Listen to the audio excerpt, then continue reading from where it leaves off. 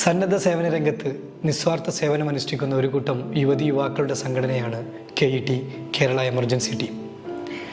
2017 November 15 Fathima Leba എന്ന കുട്ടിയുടെ ഹൃദയ ശസ്ത്രക്രിയയുമായി ബന്ധപ്പെട്ട് പരിയാപുരത്തു നിന്നും തിരുവനന്തപുരത്തേക്കുണ്ടായ മിഷനിൽ ആംബുലൻസിന് വഴിയൊരുക്കിക്കൊണ്ടാണ് KET എന്ന സംഘടനയുടെ ആശയം രൂപപ്പെട്ടത്. അതിനുശേഷം 2018 ജനുവരി 9 കുറ്റിപ്പുറത്ത് നടന്ന ആദ്യ മീറ്റിങ്ങിലൂടെ KET എന്ന സംഘടന രൂപീകരിക്കുകയും അതിനുശേഷം നമ്മുടെ നാട് കണ്ട മുഴുവൻ ദുരന്തങ്ങളിലും KET എന്ന പ്രസ്ഥാനം നടത്തിയ പങ്ക് നാം എല്ലാവരും അനുഭവിച്ചറിഞ്ഞിട്ടുള്ളതാണ്. കോവിഡ് കാലത്ത് സ്വന്തം ബന്ധപ്പെട്ടവർ പോലും മാറി നിന്ന് പകച്ചു നിന്നിരുന്ന കാലഘട്ടത്ത് അവരെ ചേർത്ത് പിടിക്കുകയും അവരെ പരിചരിക്കുകയും അതോടൊപ്പം തന്നെ നമ്മളിൽ നിന്നും വേർപെട്ടു പോയ 300-ൽ പരം ബോഡികൾ അവരുടെ ആചാരാനുഷ്ഠാനങ്ങൾ പ്രകാരം കബറടക്കുകയും ചെയ്ത പ്രസ്ഥാനമാണ്. കഴിഞ്ഞ ദിവസങ്ങളിൽ നമ്മളെല്ലാം കണ്ണീരിലാഴ്ത്തി വയനാട്